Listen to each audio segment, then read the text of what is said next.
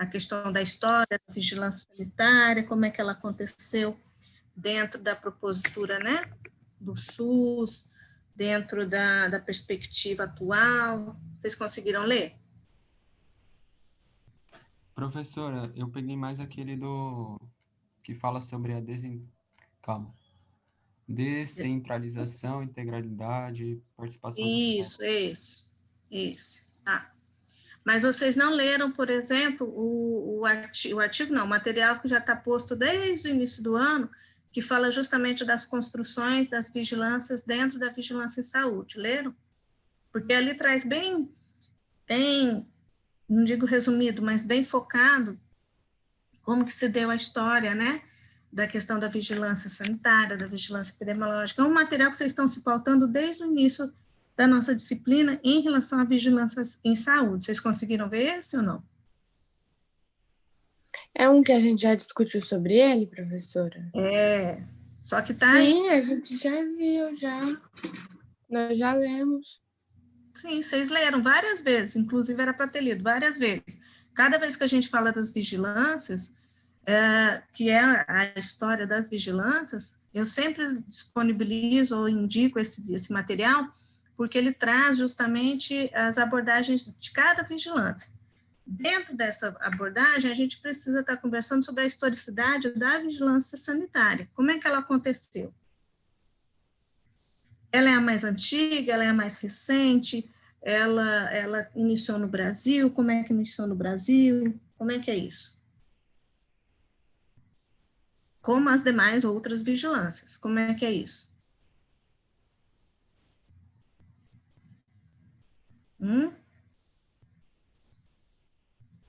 Professora, eu estou só abrindo minhas anotações aqui, tá?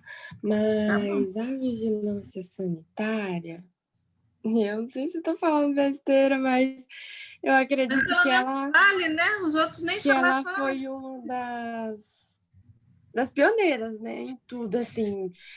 Não tinha o nome de vigilância sanitária no início, mas a proposta, né, que se teve foi da vigilância sanitária, primeiro.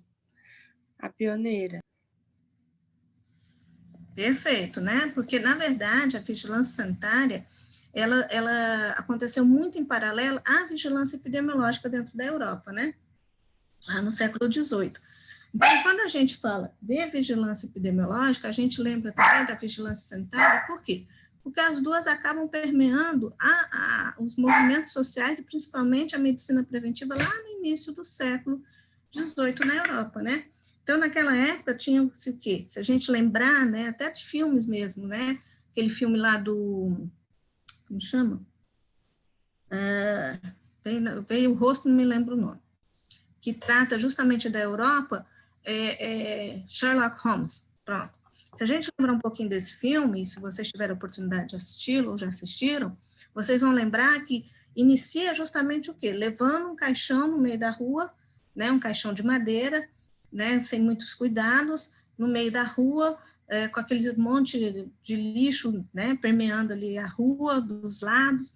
Então, ali se tinha uma preocupação, mesmo que muito incipiente, em relação à comida, em relação à bebida, né, em relação a portos que ali trafegava muito, né, a entrada de doenças, né, que a gente também tinha muito escorbuto, outras doenças bacterianas da época, virais da época, que não se tinha ainda nenhum estudo que revelasse a via de transmissão, tratamento, enfim, né, então isso foi lá no século XVIII na Europa. E, em paralelo a isso, a vigilância epidemiológica também ocorria. Se a gente lembrar da vigilância epidemiológica, um dos estudos foi justamente a cólera. Lembram disso? Sim, professor. Né? Quem trabalhou a cólera, né, John Snow, foi justamente na perspectiva de se fazer um controle daquele ambiente ou daquele território ali, geográfico e bem delimitado por ele.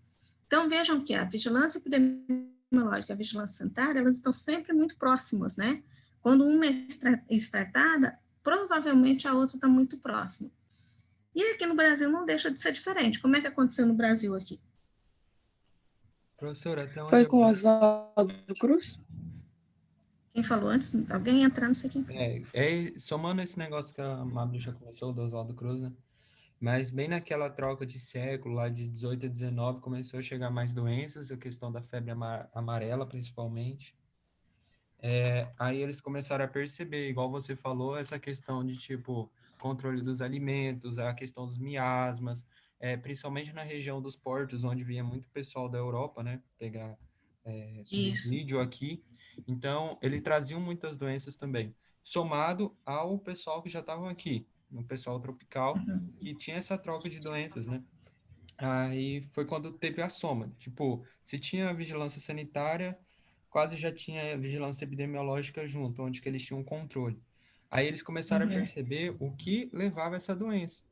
Aí começou aquela campanha do Oswaldo Cruz, anos depois, e até no seu documento ele fala que a vigilância epidemiológica parece que começou um ano antes, né? Uhum.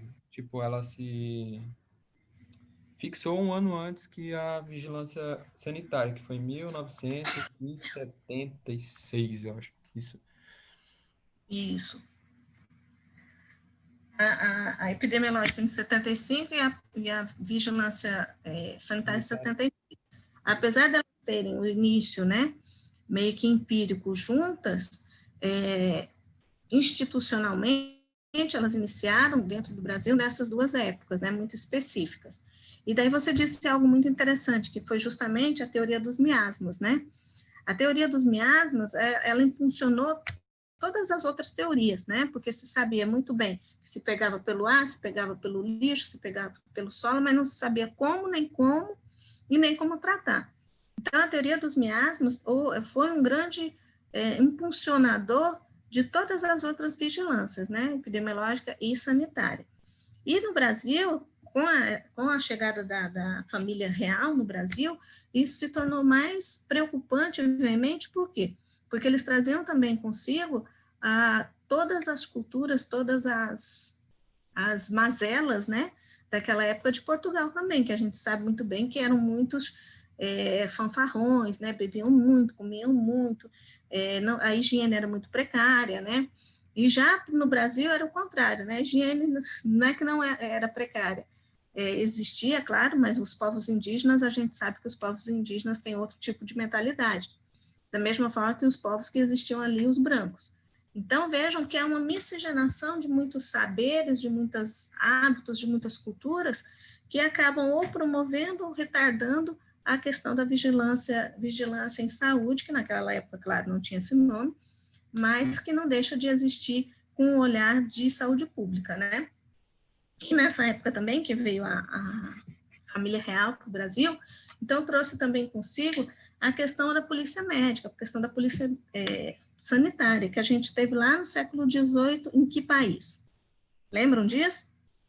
Cada país daquela época, né, da Europa, que começou com a medicina social, ela teve algumas características em cada país, né? E a polícia médica, a polícia sanitária, ela se desenvolveu muito mais premente em um determinado país. Qual seria esse? A Alemanha. Perfeito, isso mesmo, Tony. A Alemanha, né? Então, trouxe também essa característica da polícia sanitária para dentro do Brasil. Então, a partir daí que se tem uma preocupação mais veemente e mais, entre aspas, claro, institucionalizada, com a preocupação da vinda da família real. Então, na verdade, não se importavam com o meio ambiente, com a sociedade em si, se importavam com a vinda da família real. E vindo a família real por meio, né, dos portos, isso também, claro, trouxe várias doenças, né? E daí, lá pelo século XIX, final do XIX, XX, a era bacteriológica. O que era a era bacteriológica? Que também foi um grande impulsionador da vigilância sanitária.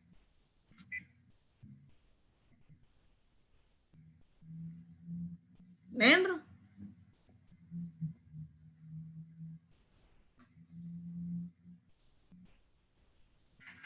Esse eu não lembro. Eu não lembro. Essa é daquele cientista lá, eu esqueci o nome. Pasteur. Então, nessa época, há um incremento da era bacteriológica, por quê? Porque se descobre como são causadas as doenças por bactérias. E daí também, em 1923, cria-se, então, o primeiro departamento de saúde pública dentro do Brasil.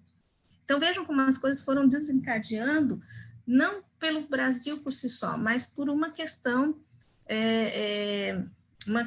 que vinha da Europa, né, com a medicina social, com todos aqueles avanços que ali tiveram, passaram por Portugal e trouxeram para o Brasil. Então, o Brasil pegou e meio que, entre aspas também, copiou esses modelos, né, de saúde pública, como chama?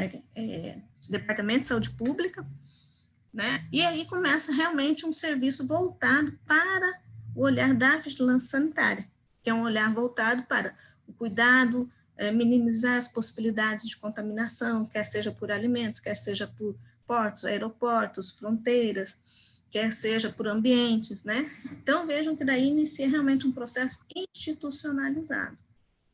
E daí, com tudo isso, dá um salto de 1923 para 1970, né? 1970 inicia o quê? O que vocês lembram de 1970?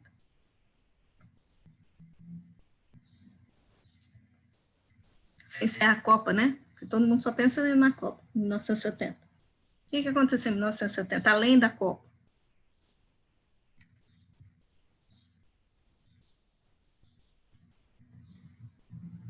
Foram quando começaram as discussões para a criação das vigilâncias? Também, mas antes disso, há realmente uma preocupação por meio dos movimentos sanitários, né? Movimentos sanitários que levaram à reforma sanitária. A reforma sanitária foi um grande precursor do SUS, né? Da nossa Lei Orgânica da Saúde, que é a 8080. Então, vejam que foi um caminho que foi conseguido, né? Por meio dos atores envolvidos, né, dentro dos movimentos sociais, dentro das academias, né? Uma das academias muito importantes nesse período foi a Universidade da Bahia. Então, a Bahia, Rio, São Paulo, eles tiveram, em Minas, inclusive, tiveram um papel importante nesses movimentos sociais, nessa reforma sanitária, com vista justamente à criação do SUS. Só que o SUS foi criado lá em 88 ainda, né? Antes disso, nós tivemos toda aquela história, né? Do SUDES, que era o Sistema Único Descentralizado, que foi o precursor, digamos, do SUS. E aí, somente em 76 é que realmente se cria, né, a Secretaria Nacional de Vigilância Sanitária e a Rede Nacional de Laboratórios de Saúde Pública. Então, vejam, 75, 70 tem esse movimento social, 75 cria-se realmente a Coordenação Nacional de Vigilância Epidemiológica, e em 76 cria-se, então, a Secretaria Nacional de Vigilância Sanitária e a Rede Nacional de Laboratórios de Saúde Pública, que hoje são os LACENS, que a gente conhece, né, os laboratórios centrais. Em paralelo a isso, tem-se, então, as NOBs. Lembram o que são NOBs? Que vocês viram lá no primeiro ano? NOB 1, NOB 2, aliás, 996, 998, 92000. Lembram disso? Não? Ninguém lembra o que é NOB? Tá. Professora, são as normas operacionais do SUS, se eu não estou enganada. Isso, são as normas operacionais básicas, né?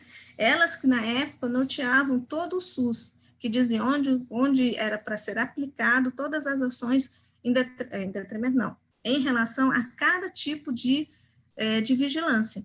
E aí, na Lei Orgânica da Saúde, 8080, e na Constituição, está muito claro, no artigo 200, a responsabilidade da vigilância sanitária dentro da sociedade. Então, vejam, em 96, em 88, né, já se tem o SUS, antes disso já se tem, em 76, a Secretaria Nacional de Vigilância Sanitária e as redes de laboratórios. Em 96, entram as normas operacionais básicas para que se soubesse como deveriam caminhar. E em 99 é criada, então, a tão famosa que a gente acha hoje, né, a Anvisa, que é justamente a Agência Nacional de Vigilância Sanitária. Então, vejam como foi caminhando isso paulatinamente, a passos muito largos, né, largos no sentido de demora, para que a gente tenha realmente uma vigilância sanitária pautada hoje para as atividades executadas pelas secretarias municipais de saúde. Aqui, minimamente, deu para entender como é que foi criada a vigilância sanitária? Sim. Sim, prof. Ok, tranquilo? Vamos ver quem falou que... Ah, tá.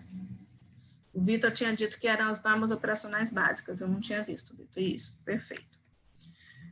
E daí, quais são, né, as responsabilidades da vigilância sanitária? O que vocês acham que a vigilância sanitária faz? Ou não faz? Professora, Nesse seria aquela momento de... definição dela dentro da lei orgânica? Seria um pouco daquela definição dela dentro da lei orgânica já, né? Sim, com certeza já está ali. Mas, minimamente, como é que vocês... Bom, o que o povo sempre fala, né? A gente vai pesquisar, o que a gente encontra é que ela é fiscalizatória, né? Ela vai fazer essa... eu noto ela, assim, professora, eu percebo ela como uma grande gerente das outras vigilâncias, sabe? E ela que vai estar... Isso, exato. Então, ela vai fazer essa fiscalização, ela quem vai punir. É ela quem tem o poder de polícia, né? Digamos assim, que a gente já discutiu aquela outra aula. Então, ela é a única que tem esse poder mais central, né? Mais forte, digamos assim, de poder punir, né? Eu acho. Verdade. Então, na verdade, como vocês bem disseram, a vigilância sanitária, ela é uma das vigilâncias, pelo fato de ser a mais antiga e pelo fato dela permear as outras demais vigilâncias, ela acaba ocupando um espaço muito importante. Entretanto, muito diminuto. Por exemplo, igual você falou, Amabile, o que a gente ouve por aí quando a gente ouve, o que busca, é que ele é fiscalizatório. Mas antes de ser fiscalizatório, é preciso que entenda-se que a vigilância sanitária, ela é um mediador importante da educação permanente. Não adianta você punir sem corrigir, né? E o grande equívoco da vigilância sanitária é esse, né? Por muito tempo, tinha-se a concepção da população e até mesmo das pessoas que estavam ali trabalhando, que a vigilância sanitária era um mero fiscalizador e multador, que não é verdade, nem pode ser. Por quê? Porque ele tem um papel importante no sentido de eliminar, de diminuir riscos, né, do indivíduo e da coletividade, né, tanto é que tem o poder de polícia, que é justamente garantir garantir a saúde da coletividade em detrimento do individual, né? Intervir em questões sanitárias do tipo bens de consumo, bens de produção, prestação de serviços, todos que estejam voltados à saúde são de responsabilidade da vigilância sanitária. E ainda todos os ambientes também que estejam voltados para a área da saúde. Então, quando a gente, por exemplo, né, a gente está ali na faculdade, digamos, né? Estamos numa sala de aula. Esta sala de aula está sob o olhar da vigilância sanitária? Vocês acham que sim?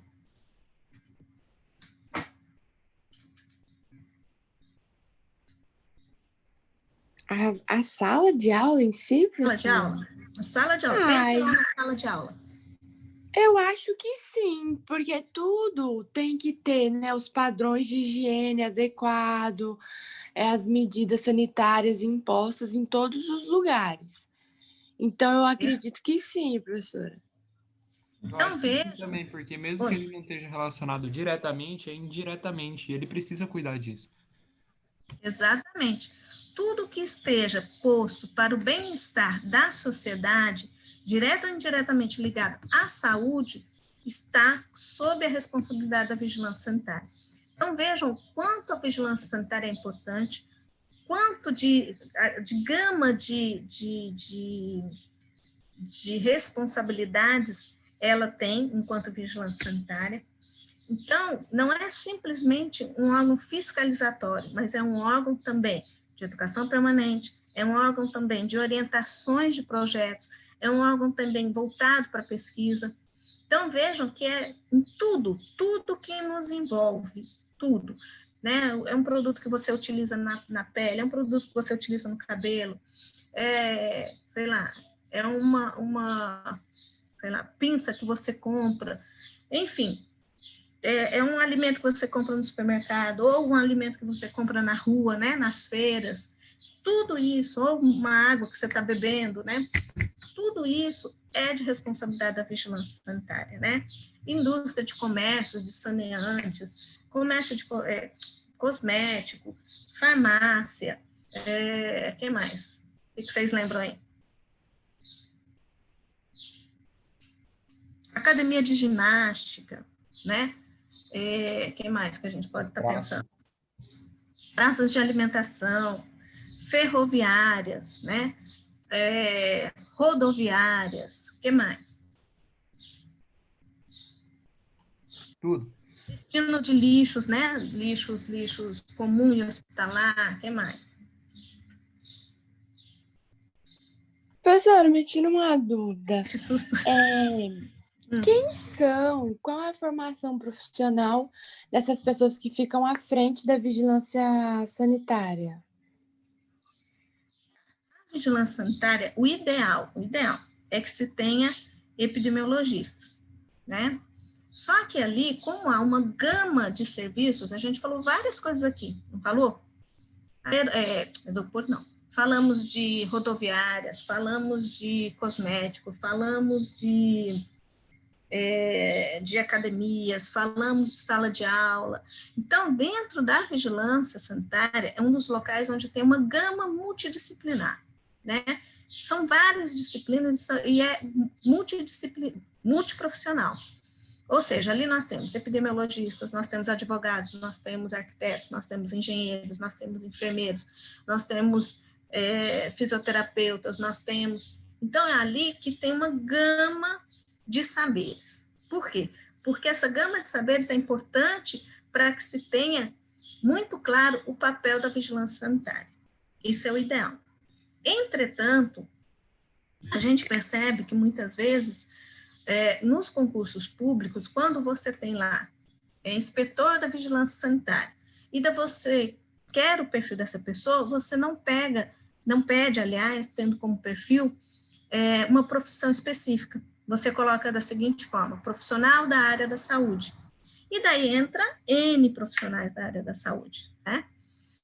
Até biólogo pode entrar, até não, né? A gente fala até porque parece que não tem muito a ver, mas tem. Quem mais? Veterinário, né? Médico veterinário, que parece que não tem muito a ver, mas tem. Então, veja que é uma equipe, né? Multidisciplinar e multiprofissional, certo? Então, necessariamente, quando a gente lança um edital para concurso público ou para processo seletivo simplificado, a gente coloca o perfil que se deseja deste profissional da área da saúde, né? Que saiba a legalidade do SUS, saiba as leis, né? Portarias, leis, resoluções da própria vigilância sanitária, e aí por aí vai. E aí, muitas vezes, tem-se, né? Perguntas inerentes a questões de caso mesmo, né? Aconteceu isso, isso, isso, devo fazer o quê? Isso, isso, isso. Então, é nesse sentido que se tem as profissões dentro da vigilância sanitária. Ficou claro, Amábile? Sim, e o dinheiro que eles arrecadam? Porque ela é uma das, acho que é a única, né, que arrecada. Então, aí vai para onde esse dinheiro? A vigilância sanitária arrecada e a vigilância ambiental também arrecada, né, com as denúncias. Essas denúncias, elas vão para o Tesouro Municipal. Tesouro Municipal é uma conta única da prefeitura, né, onde se faz a redistribuição desses valores, né. Não fica por exemplo, para a vigilância sanitária em si. Ele volta para o Tesouro Municipal, né, se for vigilância sanitária municipal. Se for estadual, volta para o Tesouro Estadual. Ok? Ei, professora, eu não sei se na vigilância sanitária tem isso, mas até aquela vez, não sei se a gente comentou de das fraudes, né, que tem nesse negócio da vigilância ambiental. Tipo, o cara é o maior madeireiro de Rondônia, e ele quer fazer uma coisa, ele vai lá e paga não sei quanto e consegue o documento que ele precisa para legalizar aquela madeira que não é legal, ou então para sair, né?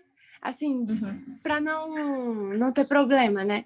Então tem muitos negócios assim, né? Escusos. Assim, a vigilância sanitária é uma das vigilâncias está mais de olho, né? Justamente porque arrecada. Nós tivemos, há uns 15 anos atrás, não sei se 15, uma denúncia onde o gerente da vigilância sanitária do município, né, ele multava, né, os frigoríficos, né, multava os frigoríficos, eu vou usar um termo, mas eu não lembro o outro termo mais adequado, recolhia, né, os materiais que porventura estivessem inadequados, né, com a validade fora, e depois levava para a casa dele e distribuía entre ele e os fiscais. Né? Houve uma denúncia, e daí essas pessoas foram demitidas, foram exoneradas da prefeitura. Acontece? Acontece, né? São passíveis de exoneração imediata, não tem nem processo administrativo, né? Teve a denúncia, né? Daí entra realmente a Polícia Federal na história, e daí realmente é exoneração imediata, a pessoa é demitida da prefeitura, e ele não pode fazer concurso durante 5 anos, né? Em nenhuma das esferas. Então, veja, é um local muito vulnerável nesse sentido. Né? Ganha-se, é uma dos setores da Secretaria Municipal de Saúde, da Secretaria Estadual de Saúde, onde realmente se tem um salário diferenciado, totalmente diferenciado. Né? Então, muitas vezes, claro, as pessoas têm uma tendência a fazer mais concurso para lá, claro, não se abre concurso com tanta facilidade para lá, porque realmente as pessoas ficam muito tempo lá, né? Muitas vezes até a aposentadoria, ganha-se diferenciado, né? E alguns ainda entendem que, além de ganhar diferenciado, ainda podem levar para casa o que se aprendeu. Então, tem essas coisas? Tem, infelizmente tem. Tá? Professor, e tem outra coisa também. Tem pessoas que trabalham tanto na vigilância sanitária quanto na ambiental, elas são ameaçadas, né? Tipo, sofrem ameaças. Já teve caso já, né? De pessoas sofrer, tipo assim, ataque porque o pessoal tava querendo matar ele. Isso, emboscada, isso que eu tava querendo lembrar. Então o negócio não é brinquedo, não, hein? Meu Deus. Principalmente quando se trata no caso, né, da ambiental, grandes madeireiros, no caso da sanitária, grandes frigoríficos, matadouros, grandes empresas, né, farmacêuticas, grandes hospitais, né? Nós tivemos outro caso, né? O bom de você vivenciar desde a construção do SUS é isso, né? Que você você busca lá nas suas memórias tantos casos, né? Eu já falei para a Régia, essa semana estava até falando com a Régia. Porque eu, Régia e Carminha, a gente se conhece há 32 anos. E Carminha e Régia se aposentaram, e eu estou para me aposentar também daqui 2 anos. Então, a gente lembrando das coisas que a gente já passou, né? Da Semusa, da vivência, né? Dos reencontros que a gente às vezes se afasta, né? Uma vai para um lugar, outra vai para outro, enfim. E aí a gente conversando sobre isso e falando que a gente deveria escrever um livro, né? As Pérolas da Semusa, né? Tanta história que a gente morre de rir. Que, só fazendo um parênteses, na época que a gente entrou, eu, Régia e Carminha, as meninas entraram antes de mim, 2 anos, e daí a gente trabalhava com vigilância epidemiológica, a gente não sabia nem o que era vigilância epidemiológica. E daí a gente falando dos aerogramas. Vocês lembram disso? O que é um aerograma? Ou ouviram falar disso? Não, hein? Eu não. Acho que só tá eu, você e o Felipe na sala, Mabi. Eu não expliquei não, professora. Explique aí, por favor. Professora, eu também nunca ouvi falar nisso, não. Para você ver como a gente é velha. O aerograma, a gente não tinha ficha de notificação como se tem hoje, sabe? Daí a gente chegava a gente recebia as notificações pelo aerograma, do tipo assim, tal local, sei lá, Extrema, né? Aí mandava aerograma, que era um papelzinho assim, alaranjado. Aí mandavam para nós, né? Chegava com, sei lá, um mês depois que tinha acontecido. A caso suspeito de pólio, né? Como coletar fezes. Aí depois de um mês chegava para a gente falava, mas como que vai coletar essas fezes? As fezes já nem sabem onde está mais as fezes. E daí, quando a gente comprava os aerogramas, a gente tinha que comprar, assim, 4.000, 5.000 aerogramas, porque a gente não tinha dinheiro para comprar, sabe? Era muito... E como é que a gente contava? Hoje a gente lança, né? Por exemplo, os gráficos lá no Excel, e sai lindo, maravilhoso. A gente fazia em cartolina. E daí desenhava mesmo, né? Ficava contando escalas, né? X, Y, quem era o X, quem era o Y, e fazia os gráficos. E eu lembro quando a gente foi implantar as doenças diarreicas, veio um médico lá do Rio Grande do Sul, Mário Flores, era top de linha, né? E daí fui eu lá para trabalhar com ele. Gente do céu, tinha que fazer, não tem aqueles papéis quadriculados de matemática? Papéis mais papéis, fazer tudo das unidades, quantos casos diarreicos, em que época, fazia gráfico, e tudo à mão. Aí você fica, meu Deus do céu, quanta evolução que nós tivemos nesse município. A Régia gostava, professor, que ano passado ela pediu pra gente desenhar um monte de coisa, então, que meu Deus. Sério. Já é. Até hoje, eu gosto. Eu gosto da epidemiologia, mas eu gosto da análise. Então, a gente sempre trabalhou muito, muito junto, né? E eu estava falando para ela que primeira vez que eu andei de avião de rosca, todo mundo sabe o que é avião de rosca? Não, pronto. Não. Gente, helicóptero. A primeira vez que eu andei de helicóptero foi para São Carlos. Foi na época da cólera. Então, a gente parava os barcos, né? Descendo ali o Rio Madeira, parava os barcos, fazia o teste rápido, porque naquela época existia teste rápido. E daí, a gente já medicava, já saía com a sacolinha. Essa história aí de, teste rápido para Covid, já sai com medicação precoce, né? Isso aí a gente já fazia, 300 anos atrás. Então, vejam que é muito interessante, é você evoluir, né? Muito, muito legal isso. E daí a gente estava morrendo de rir essa semana contando essas histórias, né? O primeiro curso de agente comunitários fui eu que dei em 92. Até hoje eu tenho a cartilha. E daí a gente falando dos cabelos, né? Parecia o poodle. Meu cabelo era todo repicado e aqui tinha um poodle, assim. Era muito engraçado. Mas era o auge, né, professora, antigamente? Era top de linha. Parecia que tinha voltado do como que é? Do Pet shop. Pet shop. Ela veio com o cabelo bem batidinho aqui. Aí tinha um coisinho aqui, todo cacheadinho. A Carminha parecia Alba Ramalho. Ela tava Por quê, professora? o cabelo dessa altura.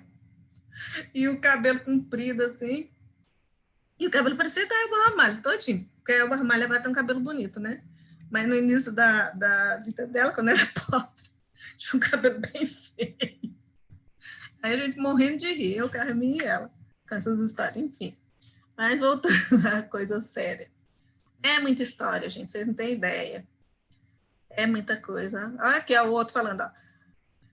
Quero um encontro das 3 no YouTube para contar as histórias da Semilza com fotos. Ah, boa, gostei, vou falar com ela. É verdade, fica legal, prof.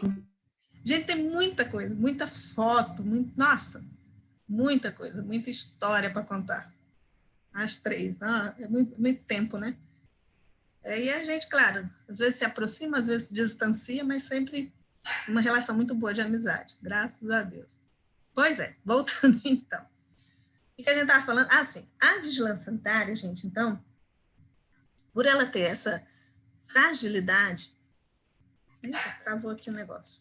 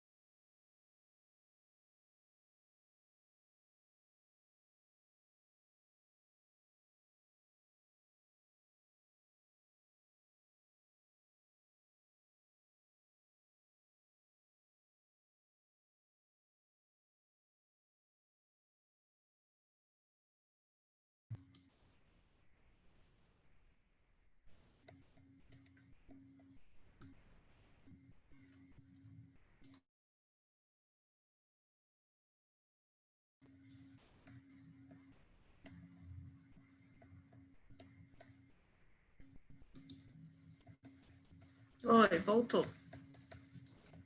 Tinha travado aqui, não sei o que aconteceu. Estão me ouvindo, gente? Sim, prof. Professora, a questão da notificação compulsória das doenças, ela veio com a situação da varíola? Da varíola, por quê? Da varíola, da rubéola, né? Eram questões que ainda não se sabia muito bem como fazer, entre aspas, a quarentena, né? Mas ela veio em detrimento a isso. Tentou-se as vacinas, né? Vacinas contra a malária, no início do século XX, final do 19, 20, mas não se obteve nenhum sucesso, né? E foi com a varíola. Mas a varíola também, vocês lembram lá no primeiro ano, que teve a revolta da varíola, lembra? Sim. Pois é. Então, foi assim, uma das primeiras vacinas que se colocou para a população brasileira no sentido da coletividade. Porque até então, se achava que vacina era só quem merecia recebê-las eram as pessoas que tinham carteira assinada, ou que tinham acesso a algum tipo de saúde, né? E daí a varíola veio para desconstruir isso. Mas também não teve uma boa aceitabilidade, porque as pessoas pensavam que era para matar as populações mais pobres, né? E hoje a gente está, talvez, nesse caminhar novamente, né? Pensando que as vacinas têm esse poderio se forem, né, colocadas para a população. Enfim, eu particularmente acho uma ignorância. Eu acho que quando se fala em vacina, se pensa em coletividade, você não pode estar pensando apenas na sua individualidade, porque quer queira, quer não, em algum momento esse teu coletivo vai ser sua família, vai ser seu vizinho, vai ser, enfim, as pessoas que você trabalha, não tem para onde correr. Então é necessário que se pense assim também. Mas tem ainda algumas pessoas, principalmente nos Estados Unidos, que têm uma concepção bem equivocada, alguns grupos, né, sobre vacina. Tem que tomar muito cuidado com isso, tá? Bom, continuando, então. A gente falou, então, onde, né, a vigilância atua, onde não atua. Então, ela tem também um leque de atividades, digamos assim, que é de sua responsabilidade, necessariamente, né? Que, por exemplo, é o cadastramento de estabelecimentos, né? Que vocês disseram lá, mas mesmo sala de aula tem que seguir normas, né? Normas sanitárias, distanciamento. Então, tudo isso tem que ser visto, que é justamente o cadastramento desse estabelecimento, a inspeção sanitária e o licenciamento desse estabelecimento. E essa licença, ela deve estar posta bem na entrada, né? Se vocês olharem lá na faculdade, na hora que entra ali na parte administrativa do lado esquerdo, você entrando já tem lá no mural, subindo a escada, tem no mural justamente a licença ou o alvará de funcionamento da faculdade, né?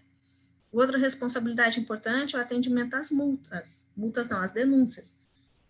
As denúncias, elas são importantes, mas tem que se pensar que a denúncia, ela não pode, tem que se pensar que a vigilância sanitária, ela não pode apenas se pautar em denúncias, é preciso que ela faça o papel dela enquanto educação sanitária, né?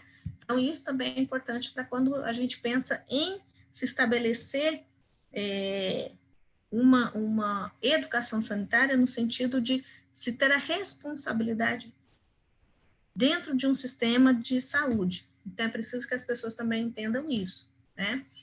Então, o que mais que a gente pode estar falando? Licenciamento, atendimento à denúncia, né? Essa denúncia geralmente se faz e ela deve ser investigada de imediato, né? Sempre pensar que na denúncia você pode encontrar erros e esses erros terão tempo hábil para se portarem de forma correta, né? Não se pode, por exemplo, se identificou o erro e já, por exemplo, retirar esse serviço, tá? A não ser que, por exemplo, seja sabidamente um local de contaminação, né? Vocês devem se lembrar que, acho que o ano passado, teve um lanche aqui, não sei se foi na Jorge Teixeira, onde houve várias contaminações, né, por micro-organismo, né, acho que foi uma Escherichia coli, não lembro mais qual foi o micro-organismo, mas houve. Então, Salmonella, eu acho. Salmonella? Era o Come Mania. Como? Era a lanchonete Come Mania. Isso. Na Calama, É na Salmonella. da Jorge Teixeira? Não, Então. era na Calama ali. Calama? Então, ali necessariamente tem que se fechar o estabelecimento, né? Para que se possa investigar melhor de como houve a contaminação. Porque a contaminação, claro, pode ter havido ali necessariamente, ou essa contaminação pode ter sido trazida até ali. Então, é preciso que se investigue isso. E, claro, paralelo a isso, a educação sanitária ela deve sempre existir. Nunca deixar de ter em mente a educação sanitária. Claro que a vigilância também ela tem um aspecto de ser um parecerista, né, no sentido de aprovação de projetos, análise de projetos, né, até orientação mesmo de projetos hospitalares, salas cirúrgicas, salas de parto, né, sala de operação, ambientes hospitalares, ambientes ambulatoriais, ambientes de oncologias, hemotransfusão. Então, tudo isso passa necessariamente pela orientação da vigilância sanitária, pela análise da vigilância sanitária do projeto, né, e pelo relatório ou parecer técnico dela de anuir ou não esse projeto, tá? Outra coisa bem importante que eu acho, quando a gente fala de vigilância sanitária, é a questão das doações. Ah, professora, eu não posso doar tudo que eu quero? Não, você não pode doar tudo que você quer, né? Sem antes ter necessariamente passado pela vigilância sanitária, né? O que a gente fala é que a vigilância sanitária, ela faz a verificação da, como é que eu digo, da utilização ou não desses bens, né, que supostamente foram apreendidos, ou pela Polícia Federal, ou pela Vigilância Sanitária propriamente dita, né, no sentido de colocar à disposição de outras pessoas algo que foi apreendido. Então, necessariamente, tem que se passar pelo parecer da vigilância algumas doações, né, por exemplo, psicotrópicos, por exemplo, entorpecentes, né, alimentos, né, que mais que a gente pode estar colocando?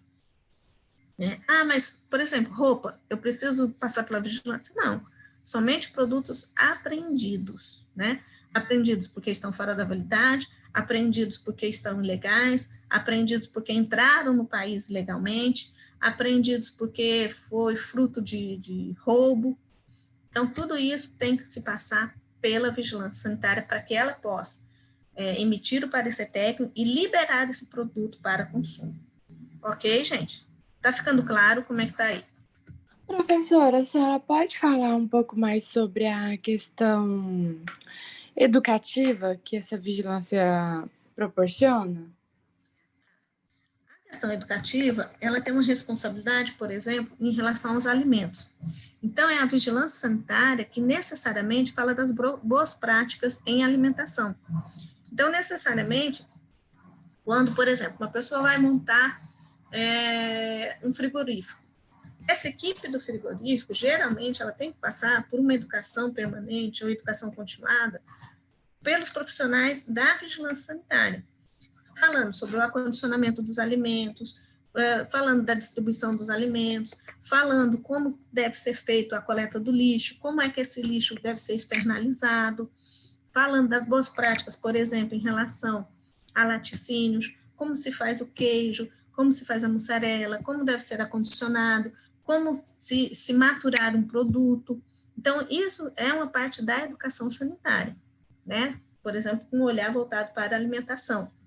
Da mesma forma, quando você monta um serviço de hemodiálise, da mesma forma, ela quem orienta, né, a utilização das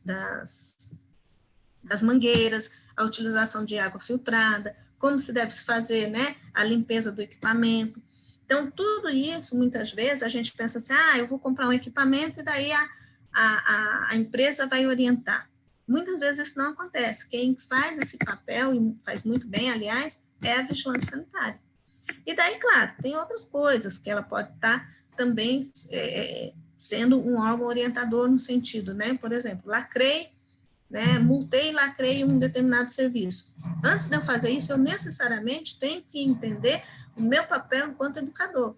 Eu preciso falar com este meu empresário, falar com este dono, falar com essa senhora, sei lá, quem quer que seja, como ela deve acondicionar os seus produtos, como ela deve distribuir seus produtos. Por exemplo, hoje a gente vê isso muito, muito firme, muito vivo em relação ao Covid, né? Todos os restaurantes estão sendo orientados por via da vigilância sanitária, né? Ou seja, a vigilância sanitária nessa pandemia teve um papel fundamental no sentido de quebrar a cadeia epidemiológica, né, de transmissibilidade.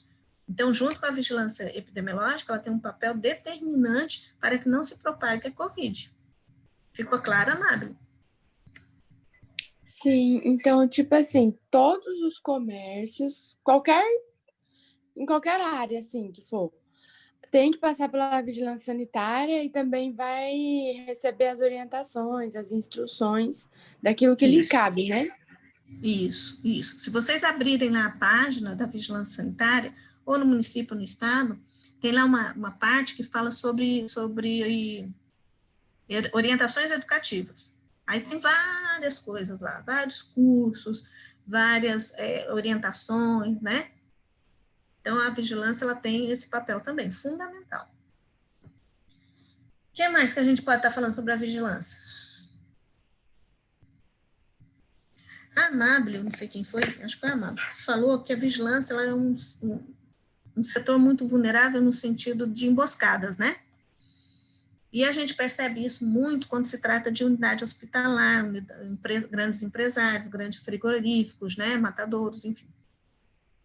No caso dos serviços de saúde, a gente fica numa, como é que eu digo? Numa saia justa. Por quê? Porque quem fiscaliza, vamos perguntar, quem fiscaliza as nossas unidades de saúde?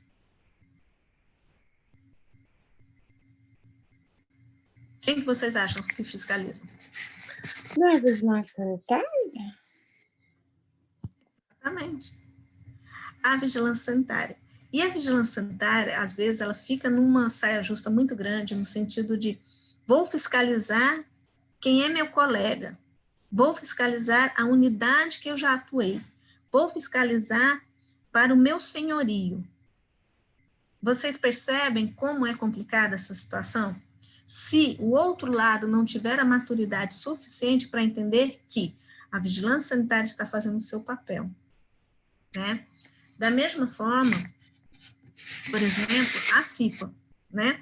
A CIPA ela é muito vulnerável também, porque da mesma forma que a vigilância sanitária em parceria com a CIPA faz a verificação, a fiscalização das unidades de saúde, né, em todos os aspectos, quer seja da saúde do trabalhador, quer seja da vigilância ambiental, vigilância epidemiológica, né, acondicionamento de alimento, acondicionamento da farmácia, né, procedimentos, né, invasivos, enfim.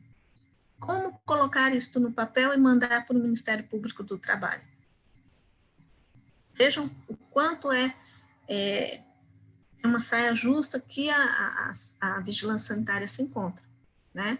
Então, isso também é importante destacar, porque muitas vezes as vigilâncias, elas são, entre aspas, ameaçadas, não no sentido da emboscada, mas no sentido da represália, né? Não estou dizendo que isso aconteça agora, lá na vigilância com a Régia, não é isso. Mas muitas vezes ela se torna um alvo muito fácil, né? Devido a essa possibilidade aí de estar apontando o dedo para o que está errado. E isso aconteceu também, daí vem a história um pouco da CEMUS, há uns 12 anos atrás, 10 anos atrás, onde se fizeram uma grande varredura nas unidades de saúde por meio da vigilância sanitária, no sentido de fiscalizar mesmo, né, as unidades. E foram, assim, identificadas coisas absurdas, desde camisinha utilizada dentro do poço de água, que é a água que a gente utilizava para tudo, até procedimento invasivo com o mínimo de técnica asséptica necessária, né? Então, tudo isso faz com que a gente repense mesmo o nosso papel enquanto profissional da área da saúde e repense o nosso papel enquanto gestor de unidade. Porque ser um gestor de unidade não é meramente, simplesmente, sentar na cadeira e achar que trazer tudo para a unidade, papel higiênico, água, computador, seja suficiente para fazer a gerência correta de uma unidade de saúde. Não é por aí. Ok? E nesse sentido, também a vigilância sanitária, que a gente chama, ela tem um papel muito especial, muito importante, dentro do que a gente chama dos programas especiais de inspeção, que são as unidades de saúde. Por que são especiais? Porque fazem parte da mesma esfera, tá? Outra coisa importante da vigilância é a questão das coletas de amostra, né? Por exemplo, coleta de sal, se há iodo suficiente no sal, coleta de amendoins, né? Ah, mas amendoim, professora, o que tem a ver o amendoim? Vocês já se perguntaram? O que tem no amendoim? Ou que não poderia ter no amendoim? Fungo? Não. Não sei, então. Uma bactéria letal, ela se chama aflatoxina. Essa bactéria, ela causa uma intoxicação muito grande, levando ao óbito, né? Mas, professor, aqueles amendoins que tem nas prateleiras, pode também estar sendo contaminado por elas. Então, por isso que, geralmente, a gente indica o quê? Ah, comprei amendoim. Todo mundo conhece amendoim, não conhece? Quando vem in natura, assim, na casquinha, dentro da casquinha. Sim. Aquilo ali, você nunca deve ingerir daquela forma. Você deve retirar, né, retirar os amendoins de dentro e colocar dentro do forno, tá? Não é só uma questão assim, fica mais gostoso, não.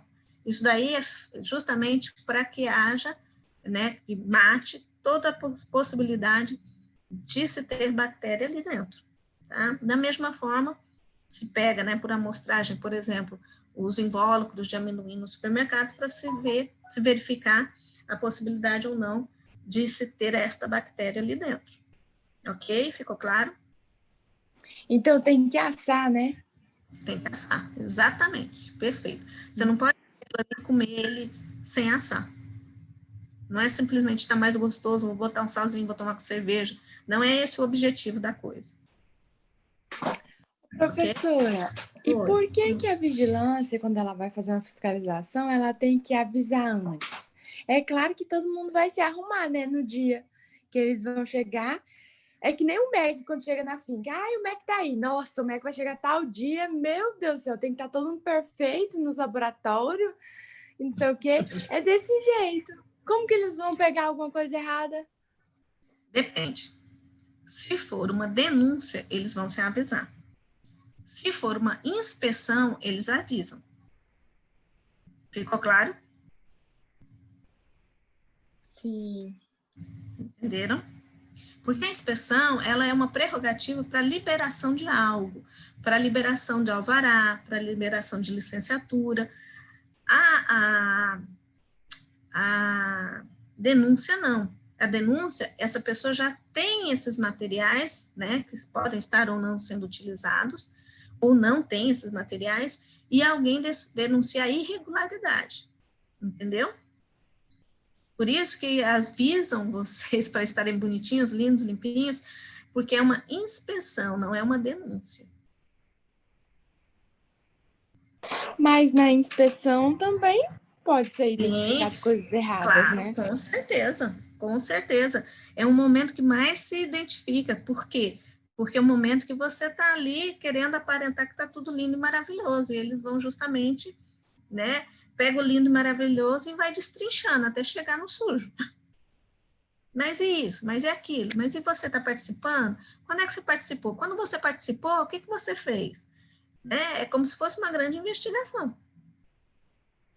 Certo? A finca obteve nota 3, né, no ENAD? Foi. Mas eu li o relatório. Que bom, né? Bom, continuando. Professora, eu entendi essa parte. Então, para a vigilância sanitária ir lá no local, ela pode ir para autorizar algo ou para investigar algo no sentido de denúncia. É isso? Isso. Tá? Não que a manutenção disso. Tá, deixa eu falar autorizei o serviço. não que na inspeção, Juliane, ela não identifique uma suposta denúncia, ela pode identificar. Mas, geralmente, quando se tem a denúncia, a vigilância sanitária, ela chegando, entendeu? Na questão da inspeção, geralmente está ligado a um processo administrativo de solicitação, ou de alvará, ou de licenciatura, tá? Isso não quer dizer que durante a inspeção, ela não identifique coisas erradas, ela pode identificar também e não liberar o alvará, ok? Ficou claro, Juliane? Ficou, professora, mas eu estou falando assim, por exemplo, eu autorizei o serviço, não Certo. tem denúncia, não tem uma nova solicitação de nada. Como é que eu vou fazer a manutenção daquilo? Saber se aquilo está funcionando realmente como deveria funcionar? Entendi, Essa é a minha entendi. dúvida, entendeu? Entendi. Então, aí, por exemplo, nas unidades de saúde, se for unidades de saúde, a cada 3 anos se faz uma inspeção. Se for unidades educacionais, que tenham, por exemplo, alimentação, lanchonete, né? A cada ano se faz. É isso que você queria saber? É isso mesmo. Obrigada, professora. Que voz é essa, Juliane? Começa a falar dessas coisas aí. Mas eu entendi, obrigada. Tá bom. Continuando, então. Falamos, então, do papel importante que eles têm, né, em relação a se fazer as amostras, né, de iodo no sal, de aflatoxina, né, e, claro, a avaliação mais, digamos assim, dentro da vigilância sanitária das ações qualitativas e quantitativas, né, quantas inspeções foram feitas, quantas denúncias tiveram, dessas denúncias, quantas foram apuradas, quantas tiveram multas, quantas fizeram necessária educação sanitária. Então, isso também é um papel importante dentro da vigilância. Lembrando que, desde o início, a gente tem falado que a vigilância é um leque de profissões, lembram? Tem várias profissões ali. E uma das necessárias que deve ter ali é justamente a assessoria jurídica, que é a presença de um advogado dentro da instituição, ou dentro do setor, ou dentro da autarquia, enfim. Depende de como ela está posta dentro do organograma, ou da prefeitura, ou do governo do estado. Mas, necessariamente, precisa-se ter, justamente, esse assessor jurídico com formação em direito, para que ele possa, justamente, participar dos processos administrativos, participar dos pareceres jurídicos, né, audiências junto ao Ministério Público do Trabalho, ou audiências junto ao Poder Judiciário, enfim. Né, é preciso que essa figura esteja dentro da vigilância, voltado para as questões da vigilância. Então, não é simplesmente qualquer advogado, tá? Um advogado que tenha, pelo menos, expertise em vigilância sanitária, né? E o que mais que a gente pode estar dizendo? O que mais que vocês se lembram aí? A gente falou muito, né, da questão da fiscalização, né, da questão da legalidade dessas fiscalizações. Então, a gente tem dentro dessa legalidade de fiscalizações o que a gente chama de Código Sanitário. Esse Código Sanitário é a legislação sanitária, ou seja, responsabiliza o proprietário, né, o dono daquele estabelecimento, a disponibilizar produtos de qualidade e serviços de qualidade. Então, ou para a população, para o meio ambiente. Então, é preciso que esse Código Sanitário esteja disponível para todos os que fazem ou levam, né, algum tipo de bens de consumo, produtos ou serviços à sociedade, para que eles tenham acesso tanto a orientações quanto às possíveis penalidades que eles possam estar sendo acometidos se não seguirem, né, esse Código Sanitário.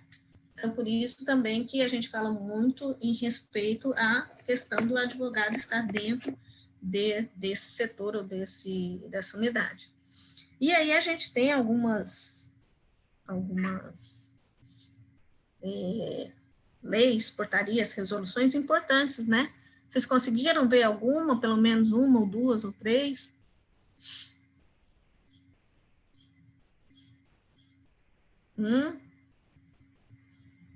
Qual, professora?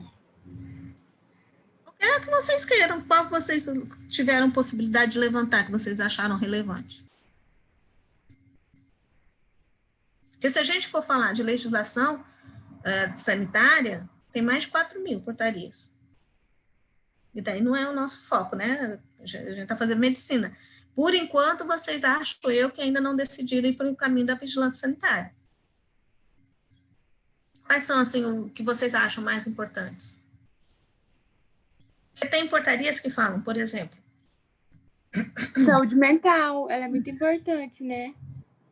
Mas o que ela trata em relação à vigilância sanitária? Ah, a senhora quer saber sobre vigilância sanitária, então. Sim, com certeza, com certeza. Então, a gente tem, por exemplo, as que falam sobre comércio farmacêutico, né? Tem uma determinada portaria ou lei. Fala sobre alimentos, tem outro tipo de portaria. O que a gente sempre posta... A da farmácia não é RDC 444? É 444? 5991? Ah, não, achei que fosse a RDC 44. Não, estou falando de leis, não estou falando de RDC, não. A RDC está certa. Tá? Então, vejam, dentro da vigilância sanitária, nós temos, então, algumas leis e algumas portarias que elas são importantes, né? Quando a gente fala muito de vigilância sanitária, a gente pensa muito em farmácia, pensa muito em alimento, pensa muito em entorpecente, né? Que pode estar ligado ou não a CAPS. Então, veja, a gente tem, que eu falei, a 5991, que trata justamente da legislação específica do comércio de farmácia, ou comércio farmacêutico. Já a vigilância voltada para a questão de alimentos, ou práticas, ou manipulação de alimentos, já se tem uma portaria, que é justamente da Anvisa, né, a 216. E a outra que a gente acha importante, que é dos entorpecentes, que daí está ligado CAPS, e, claro, unidades hospitalares que tem ali entorpecentes, são duas leis, né? A 6330, aliás, 6360 e a 6437, que são importantes, assim, acho que são as três mais importantes, no sentido de que a gente começa a pegar setores importantes que disponibilizam para a sociedade, para o usuário, para o paciente, né? São as mais importantes que a gente tem aí. Claro que se a gente for falar, são trocentas, tá? Que não é o nosso papel aqui, nem tão pouco de vocês. Ok, gente? Ficou claro aí? Sim. E a portaria, claro, importantíssima do Ministério da Saúde, que estabelece justamente a vigilância sanitária, que é a 1565, né, de 94, que fala justamente o que é o sistema de vigilância sanitária, qual a esfera de sua competência, quais são as suas atribuições, quais são as suas ações. Então, essa portaria, a 1565 de 94, necessariamente essa vocês têm que ter em mente, porque é o que starta todos os processos, chegando até a Lei 8080, no item 200, que fala novamente, reitera novamente, a responsabilidade da vigilância sanitária. O que mais, gente? E tem a que cria a Anvisa também, né? Sim, que é importante também. O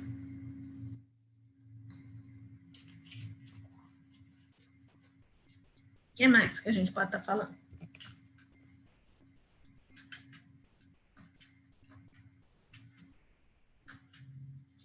Então, quando a gente fala em vigilância sanitária, quando a gente pensa em vigilância sanitária, a gente pensa no aspecto econômico, né? Porque impacta na economia, quando você fecha supermercados, quando você fecha unidades hospitalares, isso impacta economicamente. A gente pensa na questão jurídica, porque tem que haver uma legalidade jurídica para que isso aconteça. E a gente pensa também na questão médico-sanitária. Por quê? Porque na questão da médico-sanitária, necessariamente tem que se haver uma normatização, né? Tem que se haver a certificação desses produtos, tem que se haver a fiscalização dos produtos que estão sendo utilizados ali, né? Então, é um conjunto. Quando a gente pensa em vigilância sanitária, necessariamente a gente tem que ter esses três olhares: o econômico, né? Ou seja, as relações de produção e consumo. O jurídico, que como que eu diria, restringir a liberdade individual em prol do interesse público ou do coletivo, né? E o médico sanitário, que é justamente a fiscalização, a certificação de produtos, né? Que a gente tem que ter isso muito em mente também. E dentro disso, aí sim que entra o que a gente chama de poder de polícia, né? O poder de polícia nada mais é que é justamente a fiscalização, né, sanitária, não se pode deixar de ter isso em mente, não é uma fiscalização policial, é uma fiscalização sanitária, no sentido de verificar se as normas estão sendo seguidas à risca, e que estas normas, se não estão sendo seguidas à risca, devem ter realmente, devem ter penalidades, no sentido de que pode estar colocando em risco, né, em risco a coletividade. Então, é nesse sentido. Então, você tem que pensar bem claro que esse poder de polícia, ele é limitado ao direito administrativo, né? Por quê? Porque ele confronta, né, a liberdade do indivíduo em relação à liberdade da sociedade, ao direito da sociedade, ao direito da coletividade. Então, na verdade, as duas, digamos assim, características, né, de duas vigilâncias, onde se tem um poder de polícia, é justamente a vigilância sanitária, né, por meio da polícia sanitária, e a vigilância ambiental por meio da polícia ambiental, né. Então, essas duas estão postas para serem fiscalizatórias, sanitárias e ambientais. Não são policiais, no sentido militar, federal, entre outros, não, tá? Ficou claro isso, gente? Sim, Pro. Eu tenho uma dúvida. Qualquer pessoa pode fazer denúncia sobre uma comercialização irregular, por exemplo? Pode, qualquer pessoa. Qualquer pessoa. É só ligar na vigilância sanitária e fazer denúncia. No caso, por exemplo, hoje, né, da Covid, tanto a polícia militar, agora não, no caso não, quando a gente estava na fase 3, né, porque na fase 4 está tudo aberto. Até a fase 3, a gente poderia fazer tanto para a vigilância sanitária, quanto para a polícia militar. Agora, só para vigilância. No caso, né, se for em relação à unidade hospitalar, farmácia, cosméticos, que mais? Matadouros, frigoríficos, laticínios, enfim, o que envolva bens de consumo e produção. Ok, Tainara? Entendi, professora, obrigada. Então, a vigilância, que a gente já disse, né, ela tem essa responsabilidade de proteção, né, e defesa da saúde desse consumidor, né, direto ou indiretamente. Só que não sei se vocês perceberam, eu falei tudo onde a vigilância sanitária está, municipal. Entretanto, há um parênteses aí. Esse parênteses realmente justifica-se pela questão dos portos, aeroportos e fronteiras. Esses três segmentos continuam sob jurisdição estadual. E daí, quando a gente pensa assim, a gente pega lá no nosso, do nosso artigo, lá fala sobre a descentralização, lembram? Vocês chegaram a ler? Não, né? A dificuldade de se descentralizar o serviço, né? Então, a descentralização, como vocês viram, ela teve início dessa descentralização lá em meados de 95, de todos os serviços, né, que eram do Estado e que viriam para os municípios. Entretanto, com a vinda da vigilância sanitária, esses três segmentos continuam sob jurisdição das estaduais, né, e da federal. No caso dos aeroportos internacionais, dos portos internacionais, ficam sob a jurisdição do Ministério da Saúde, né? E no caso do Estado, ficam sob a jurisdição da Secretaria de Estado da Saúde. Então, a vigilância sanitária municipal, ela não atua nos portos, aeroportos e fronteiras. Essa é a exceção do Sistema Único de Saúde. Todas as demais ações são executadas pelo município. Ok? Ficou claro, gente? Por que isso, professora? Sabia que ela ia perguntar isso, mas por que isso? Na verdade, se a gente for ler vários materiais, não se tem ainda o porquê disso. Tem várias, né, inferências que se fazem respeito a isso, mas todas inferências muito negativas. Né? Por quê? Porque nos portos, aeroportos e fronteiras, a gente consegue fazer uma fiscalização mais rígida no sentido de apreensão de produtos. Sendo ali a apreensão de produtos em maior quantidade, muitas vezes, e muitas vezes de qualidade talvez superior ou inferior, haveria a possibilidade das doações serem mais interessantes para o Estado, né? Já que o Estado, ele atua em vários outros municípios. É uma inferência? É. Mas se vocês lerem o material que eu disponibilizei, nem ali eles conseguem dizer o porquê que não houve a descentralização. O que eles dizem muitas vezes, que é uma questão burocrática, que a responsabilidade, muitas vezes, deu-se a responsabilidade ao município, mas não deu-se o suporte à autonomia municipal suficientes, né? Então, são várias questões nesse sentido, mas nenhuma que, pelo menos ao meu ver, que me convença. Eu não consigo obter esse convencimento, esse nível de convencimento. Eu e um monte de gente, tá? Não sei, realmente não sei. Ficou claro, gente, amável? Sim. Também então, não te assim, convenci. quem vai ficar responsável pelo aeroporto e pelos portos E fronteiras. e fronteiras são o Estado. Isso, perfeito. As demais atividades, bens de consumo, bens de produtos, serviços que estão dentro do município, mesmo que dentro do município tenha um aeroporto, o município não atua no aeroporto. Por exemplo, Covid.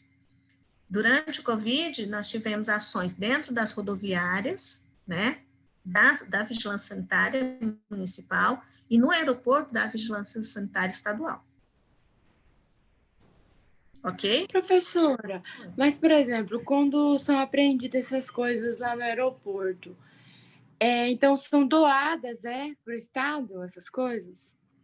Sim, lembra que eu falei? Se for dinheiro, retorna ao Tesouro Estadual ou Municipal, né? E se for bens apreendidos, eles podem se tornar doações. Mas, assim, dá um exemplo aí do que eles poderiam apreender lá. Tipo, dá Onde? uma No ideia. aeroporto? No aeroporto? Nossa, muita coisa clandestina, coisa contrabandeada. Ah, tá.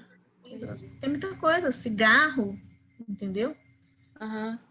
Cigarro ele destrói, mas muitas coisas eu pensei nisso. Tem são coisas apreendidas. que eles destroem, né? E quando são coisas boas, eles doam. Doam, exatamente. Doam ou se perdem, né? Que a gente vê tanta madeira aí sendo apreendida e fica lá tomando sol, tomando chuva, ao invés de fazer doação logo para fazer casa, sei lá, casa mais em conta, disponibilizar para orfanato, né? Fazer, sei lá. E a gente vê tanto... É igual aqueles carros também, professora. Às vezes eles apreendem carros novos em vez de fazer leilão, né? Dá uma tristeza ver tantas pessoas, famílias que não têm condição, né, de comprar um carro novo. Poderia beneficiar essas pessoas, né? Exatamente, ou até órgãos mesmo, associações que fazem atividades para a saúde, para a educação. Nossa, tanta coisa poderia ser feita. Aí fica lá, no sol, no vento, enchendo de chuva e de água, de dengue. dá até raiva. Enfim. Mas essa é o nosso Brasil, né? Infelizmente. Até aqui, tranquilo, gente? Podemos continuar? Sim, professora. E aí, claro que vem, né, toda a questão de proteção contra as iatrogenias, e as iatrogenias estão ligadas muito com o programa de segurança do paciente, né, que a gente vai estar falando. Tem muito a ver sobre o lixo hospitalar, que também a gente vai estar falando, né, como que é esse gerenciamento dos resíduos sólidos em saúde, que a vigilância tem uma responsabilidade muito grande em relação a isso, né, dentro dos estados e municípios, né, o exercício profissional também, não na questão como que eu vou dizer, de estar ou não quite com o seu conselho, mas na questão de procedimentos, né, a utilização de equipamentos médicos hospitalares, certo? Que mais que a gente pode estar falando? Um aspecto que a gente tem percebido, né, que a vigilância sanitária tem, assim, se preocupado bastante, é em relação, por exemplo, ao charlatanismo, que acontece muito, né? Utilizei tal planta, assim, vamos tomar garrafada, não sei o quê, para câncer, para diabetes. E isso, nas populações mais empobrecidas, com cognitivo abaixo do normal, ou até mesmo com conhecimento pouco técnico, acabam sendo engrupidas nesse aspecto aí de charlatanismo mesmo, né? Outro item também importante que eles estão trabalhando em relação, por exemplo, a clínicas geriátricas, né? Que não tem, muitas vezes, o mínimo de condições de se estabelecer uma qualidade de vida para esses idosos, transfusões sanguíneas, que a gente já viu, né? Teve muitos problemas em relação a transfusões sanguíneas, onde se identificou que a transfusão sanguínea, a contaminação se deu dentro das unidades hospitalares, onde não era para acontecer, né, de malária, de hepatite B, então isso é preocupante. Controle das infecções hospitalares, né, que também estabelece punições bem severas. Então, vejam que hoje, hemodiálise,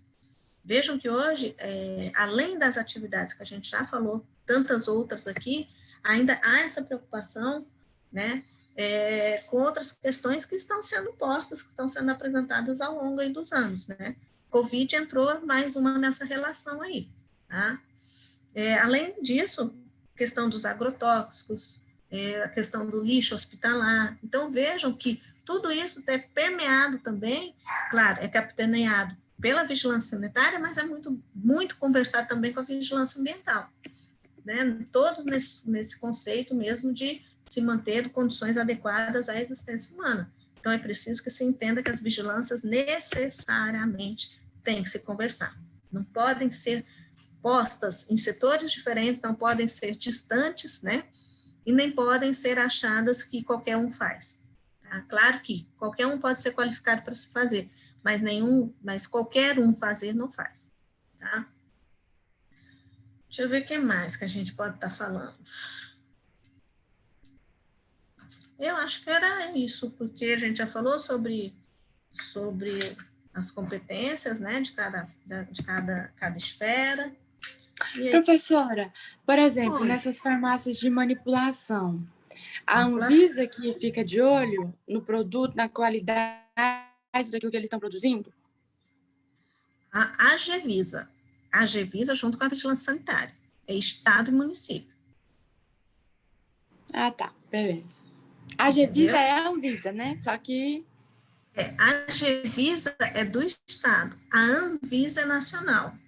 A Anvisa é quem... Boa pergunta sua, Mabel. A Anvisa, ela libera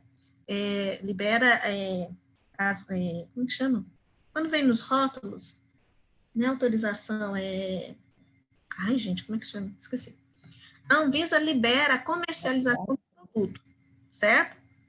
E a Agevisa, ela fiscaliza a utilização do produto. Ficou claro? Ah, tá, entendi. Quando eu vou utilizar um medicamento, né? Para que eu utilize o medicamento dentro da minha farmácia, eu preciso que a Anvisa libere o medicamento, certo? É o primeiro passo. Certo. Liberação da Anvisa. Esse medicamento, estando liberado para a farmácia comercializar, ela precisa estar no local adequado, acondicionado adequadamente, não precisa? Sim. Aí entra a Anvisa, por meio da vigilância sanitária, em fiscalizar se esse medicamento está sendo acondicionado corretamente, está sendo, por exemplo, retida uma das vias da farmácia, nesse sentido. Ficou claro? Eu perguntei, professora, porque tem muito isso, assim, de manipular cosméticos, dermocosméticos, né? E às vezes dá problema, às vezes, na pessoa, porque eles, às vezes, prometem uma coisa e não tá aquelas concentrações que eles falam que estão ou que deveriam estar, né? Então tem tudo isso, né, também. Sim, mas daí quem vai responder é quem prescreveu. Não é a farmácia, entendeu? Não, prof, mas tipo assim, às vezes eles não obedecem à prescrição isso que eu ia falar. correta, entendeu? Isso que eu ia falar. O médico prescreveu lá 4%, você vai olhar 2%. Né? Se o médico prescreveu uma pomada de 40 gramas, vai lá pesar, tá 20 gramas. Realmente, aí sim. Mas o produto em si já está liberado pela Anvisa. Quem fiscaliza isso dentro da esfera municipal é a vigilância municipal. Entendeu? Beleza. Ok. Mais alguma pergunta? Mais alguém? Não? Professora, em relação àqueles... Você falou delas fiscalizarem, tal, quando encontra alguma coisa. E no caso, por exemplo, a Polícia Federal, que com aquele senador lá que estava com dinheiro na bunda, que era um dinheiro que é da saúde, né? Era das medidas lá do corona e tal. Esse dinheiro depois volta para a saúde? Ele volta para os cofres federais e pode ser devolvido à saúde. Depende da prioridade do orçamento. Poxa, mas mesmo sendo da saúde, que tinha sido desviado, depois... É a mesma coisa, por exemplo, a Lava Jato, né? A Lava Jato a gente viu que tirou dinheiro por vários canais, né? Lembram disso? Sim. Mas o dinheiro não volta necessariamente para onde se tirou. Muitas vezes volta para os cofres federais e aí se vê onde se precisa daquele dinheiro. Se realmente for um rombo, digamos, né? Igual na Petrobras, devolve-se para a Petrobras, mas se não, pode se utilizar em outros ambientes. Porque tudo é esfera federal. Entendeu? No caso da Lava Jato. No caso desse cara aí, ele roubou o dinheiro, foi de emenda estadual, emenda parlamentar estadual, não lembro mais. Eu não lembro, não sei se foi de secretaria, não lembro. Então, volta para a esfera da onde para o cofre público da onde ele tirou. Se é esfera estadual, municipal ou federal. Ok? Não volta necessariamente para o setor da onde ele tirou. E muitas vezes, por exemplo, vocês conseguem diferenciar aqui que é orçamento financeiro dentro da gestão pública? É o quanto você vai gastar em relação àquilo, né? Não é bem assim, dentro da gestão pública. Isso é o que a gente pensa enquanto cidadão comum, né? Eu vou fazer um orçamento para eu ver se eu tenho dinheiro para pagar. Não é assim que a gente pensa? Sim. Né? Na gestão pública, o orçamento é como se fosse um cheque. Né? Eu tenho um cheque, está em branco, certo? Mas eu sei que naquele cheque não, um cartão. Eu sei que naquele cartão eu tenho 10 mil reais, certo? Vou lá no banco. E no banco eu só tiro o dinheiro se eu tiver o cartão. Dentro da máquina eu sei que tenho 10 mil reais lá, mas eu estou sem o cartão. E daí eu não posso pegar o dinheiro se eu não tiver o cartão. É igual ao orçamento. Eu não posso executar financeiramente se eu não tenho orçamento. Por exemplo, eu posso lançar 500 mil de orçamento, certo? Mas se eu posso ter 500 mil de orçamento e posso ter 1 milhão de dinheiro, de financeiro. Se eu não tiver orçamento suficiente, eu não tenho como gastar o dinheiro. Então, quando devolve o dinheiro, o financeiro, para os cofres públicos, eu preciso saber onde eu tenho orçamento para eu lançar aquele dinheirinho. Às vezes, no setor lá, eu não tenho mais orçamento, então não tem por que eu lançar dinheiro lá, porque eu não vou conseguir gastar. Em outros, eu tenho orçamento, mas eu não tenho dinheiro. Aí eu lanço naquele local. Ficou claro, gente? Sim. É diferente orçamento e financeiro na gestão pública. Bom, o que mais? Professora, tem uma coisa também que eu fiquei na dúvida aqui nesse artigo, que é sobre a questão, assim, de uma discussão que foi levantada nele sobre a queda de braço que tem entre a Anvisa e o Congresso Nacional, sobre a regulamentação de medicamentos e substâncias, né? Aí ele cita o exemplo da fosfoetanolamina, que fala que vai curar o câncer, né?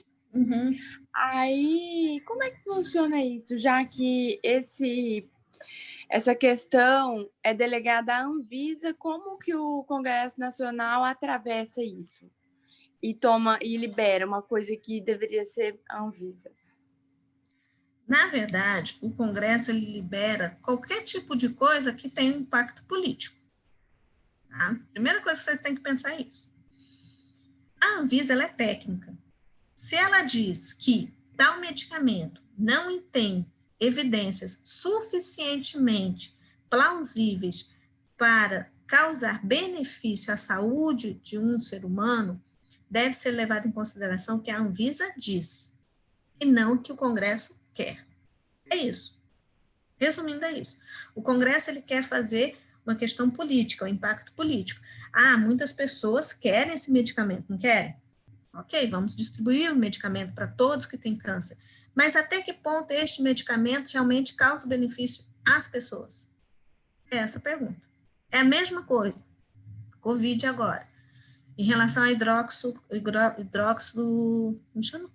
Cloroquina. Hidroxicloroquina. A grande maioria de pessoas renomadas, pesquisadores renomados, diziam que a hidroxi não tinha evidências que levassem a se acreditar que era um tratamento eficaz e eficiente, né, para a cura da Covid.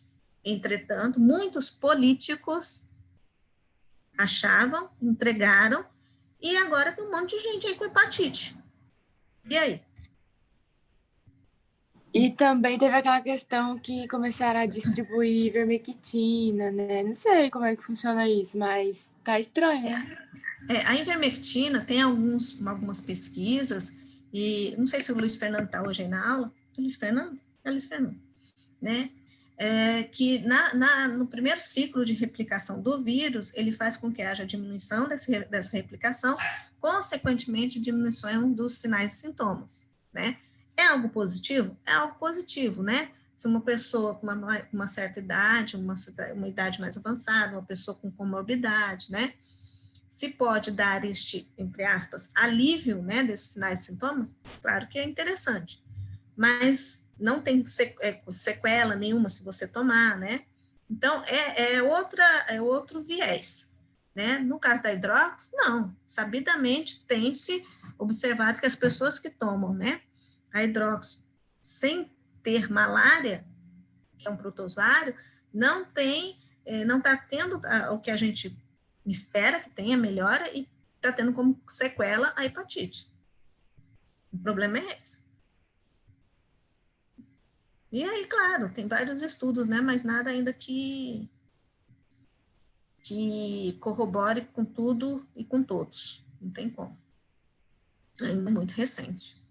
Professora, mas tipo assim, isso que eu falei da ivermectina, eles estão meio que atravessando também isso, né? Tipo, o próprio político lá, o prefeito, que Sim, libera começou tudo. a instaurar isso, né, de distribuir isso para a população. Então, é mais ou menos isso, né, que o Congresso Nacional fez.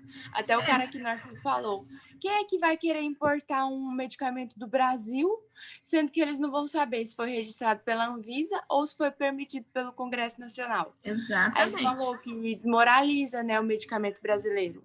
Justamente por isso, porque, tipo assim, o político fica lá no pé da Anvisa para poder, às vezes, passar na frente alguma empresa que está na fila, né, para ser avaliado o medicamento. Sim, Então, tem todos esses interesses, né? com certeza. E há um interesse também que a gente tem que pensar no impacto financeiro disso, né? Porque muitas vezes a gente vai importar um medicamento e não vai ter a resolutibilidade que a gente quer. Vale a pena pensar nesse impacto? Porque às vezes não, sempre quando a gente trabalha com grandes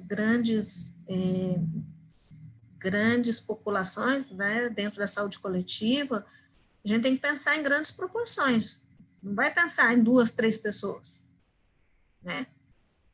Então, o impacto disso vai ser um impacto positivo, vai ser um impacto negativo, financeiramente, quiçá, né, para a saúde pública. Então, tem que pensar também nisso. Então, são dois olhares bem diferentes, né? O olhar do político é um e o olhar técnico é outro, bem diferente. Totalmente diferente, aliás, né? Muitas vezes, o ideal seria que se casassem os dois, esse é o ideal, mas nem sempre se casam, né? Professor, em relação até esse olhar que você está falando, em relação à saúde e à política, essa semana, no início da semana, a gente teve um decreto que causou o maior burburinho, né? E logo depois ele foi revogado. Qual? Sobre a, entre aspas, modernização do SUS. Esse projeto de parceria, tal, com a iniciativa privada, que rolou essa semana. Só que, assim, rolou isso apesar de a gente ter uma Constituição e ter um artigo que diz que a saúde é direito de todos e dever do Estado, né? Então, assim, a gente percebe que existem uma tendência, talvez, que não de agora, mas já existe isso há bastante tempo, de enfraquecimento dessas políticas públicas, né? E agora talvez venha cada vez mais forte. Qual que é a posição de vocês, da saúde, em relação a isso? Contra. Resumindo. Contra. Mas existe algum mecanismo de defesa interno entre vocês mesmo, ou não há nada o que fazer, só tem a Constituição que vai assegurar isso? A Constituição, ela é a carta magna, é ela que rege, né, direitos e deveres do cidadão. Né? Tanto é que, em paralelo a isso que você falou, de se privatizar, né, porque isso é uma privatização, né, do segmento da saúde pública, em paralelo a isso, já teve realmente, essa semana também, alguém, um deputado, senador, não lembro, do Paraná, querendo que fizesse uma nova releitura da Constituição Federal, né? Se a gente não está conseguindo nem muitas vezes garantir o que se tem na atual, o que dirá se for modificada atendendo a interesses não muito claros, né? A questão da saúde pública, gente, é uma questão que vem se arrastando há uns 20 anos, pelo menos, né? O SUS, ele está em construção, não adianta a gente falar que o SUS está terminado, porque ele não está terminado. Cada dia se encontra mais um muro que tem que se transpor, né? Mas ele não está finalizado, ele está em construção e se fortalecendo cada vez mais. O grande problema é que hoje a gente não, né? O setor político ele não consegue vislumbrar, acho eu, como fazer com que esse SUS tenha uma manutenção adequada, né? Precisa-se de muito dinheiro, não é pouco dinheiro para se ter uma saúde pública, né? Adequada. Quando a gente diz adequada, é no sentido da eficácia, da eficiência e da efetividade. Nós não temos isso ainda. Claro que caminho... diga. Mas como nós até já conversamos uma vez, eu acho, no início do ano, o problema maior não seria essa questão financeira, porque dinheiro tem, dinheiro vai. Então, esse não é o problema, a questão em relação ao dinheiro. Então, não teria que mudar essas outras peças-chave que fazem parte do sistema, no caso, essas peças-chave, pessoas, né? A gestão, qualquer gestão, né? Ela é passível, né, de sair do caminho. E a gente está vendo aí, nesse momento de pandemia, um absurdo desse de pandemia, tem gente que ainda rouba, né? E acha que está certo. Né? Eu fico, assim, embasbacada a pessoa, quando você vê o vídeo, né, de alguém pegando, fazendo peculato, né, que é justamente se apropriar do que não é seu dentro de uma função de governo, e achar que está certo, né? Que aquilo faz parte, que é comum e que eu mereço. Isso eu acho um absurdo, né? A gestão, muitas vezes, ela, como é que eu vou te dizer? Ela se torna frágil no sentido das pessoas conseguirem desviar esse recurso. Dinheiro realmente não é problema. Quando eu digo a manutenção de se manter esse sistema público, que é pesado, que é caro, é no sentido de que, se eu não tenho uma gestão pública boa para fazer com que esse dinheiro dê conta de tudo que a gente precisa, a gente não vai sair do caos. Então, muitas vezes, as questões políticas, elas pegam por isso daí, né? Por isso, claro, e pegam pelos profissionais, né? Os profissionais que não cumprem carga horária, os profissionais que não atendem a população adequadamente, os profissionais que não produzem, né? Então, são fragilidades que, ao longo dessa construção do SUS, nós, enquanto profissionais, fomos deixando falhas, entendeu? E que agora, claro, agora não, né? De outros governos aí, se tem essa visão de que privatizando irá dar certo. Não sei se vai dar. Por quê? Porque quando eu penso em privatização, eu penso em produção. Quanto eu mais produzo, eu recebo mais, claro. Mas quanto eu mais produzo, menos qualidade eu tenho de serviço. Porque se é produção, se é meta produzir números, a qualidade ela fica lá atrás. Então, eu não acredito, eu, enquanto profissional, não acredito, assim, até por conversar com os outros profissionais, eu não acredito que se consiga isso. Muitos já tentaram, muitos, inclusive aqui em Rondônia, quando entrou um determinado governo, que se falava muito em que era? Organizações, OCIPAs, acho que era OCIPAs, né? Que se buscava justamente a produção, a privatização desse serviço, por achar que não dava conta. Da mesma forma, em outras gestões, achava-se que o servidor público era malandro, era vagabundo, não queria trabalhar. Então, tudo isso faz com que a saúde pública, o SUS, se torne mais frágil ainda. Tá? E aí, claro, se você não tem uma gestão firme, se você não tem uma gestão correta, né, que tenha muito claro o que é o serviço público, que você está a serviço de alguém, a serviço de uma sociedade, você acha que pode tudo, e não pode. Não pode. É isso. O que é que estão falando aqui? Eu estava falando. Tá bom, professor. Realmente, o brasileiro está conseguindo acompanhar o preço do arroz. Imagina só pagar pelo serviço de saúde. Mas eu vou mandar um vídeo para vocês, e aí eu gostaria que vocês assistissem mesmo, tirassem um tempinho e assistissem, que fala justamente dos planos de saúde dos Estados Unidos. Né? A gente tem uma ideia muito equivocada dos Estados Unidos, né? A gente pensa assim que vai conseguir tudo lá. E lá é assim, se você tem plano, beleza, se você não tem plano, você morre à míngua. É muito claro isso. Né? E as pessoas têm isso muito claro para elas, né?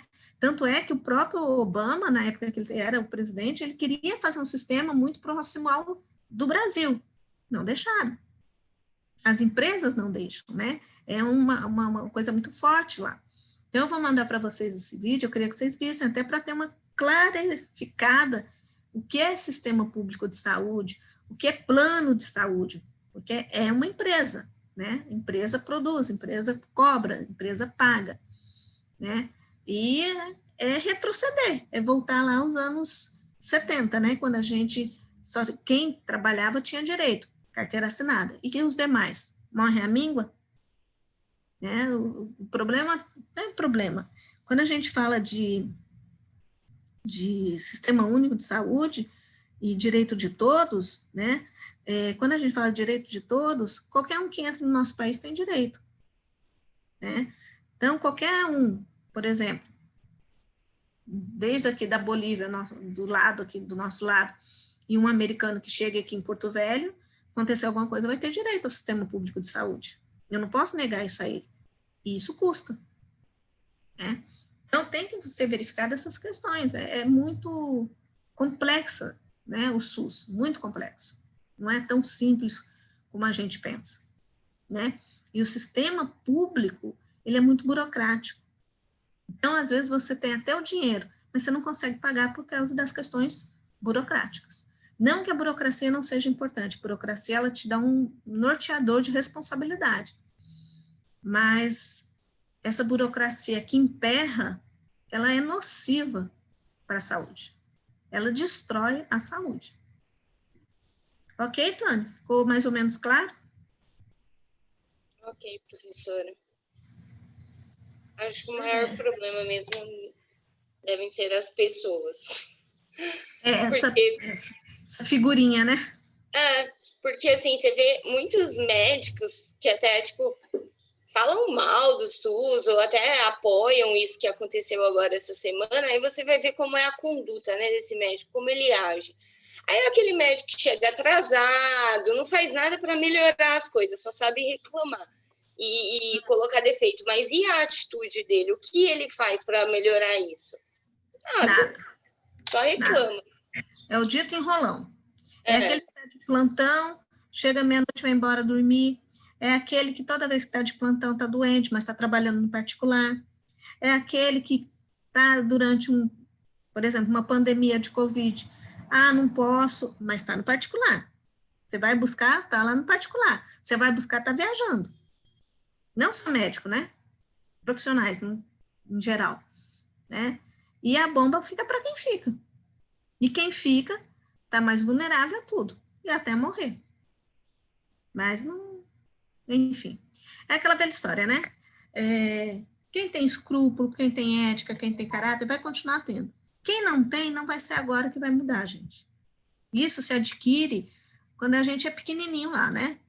Eu sempre digo, ética, você tem ou você não tem. Você não tem momentos de ética. Você é ladrão se você pega R$2 ou se você pega 2 milhões. Para mim é ladrão do mesmo jeito. Você pegou algo que não é seu. Então é ladrão. Então é uma questão mesmo inerente, né, ao ser humano, a construção do seu caráter mesmo, né? Tem pessoas que têm um desvio de caráter que eu não chamo nem de psicopatas, é um desvio de caráter no sentido da ética. Bom, mas é isso. O que mais, gente, que a gente pode estar conversando? Eu queria que vocês retornassem lá para o Classroom, porque lá tem uma atividade.